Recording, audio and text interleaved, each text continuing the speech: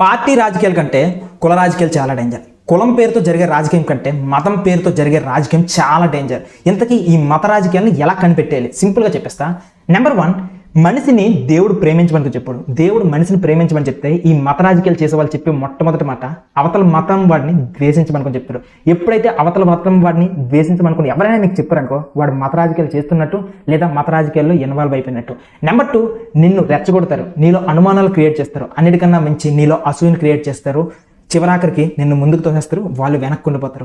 మతం పేరుతో విద్వేషం రేగిపోయి నువ్వు జైలుకి వెళ్తావు, వాడు మాత్రం ఓట్ల ఎలక్షన్లో బాగానే గెలుస్తూ ఉంటాడు, ఒక పెద్ద లీడర్ పోస్ట్ని కొట్టేస్తారు.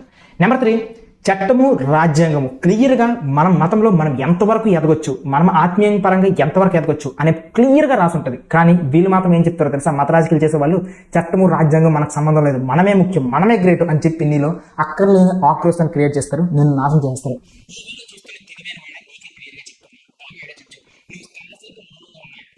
ప్రశ్నించకపోయినా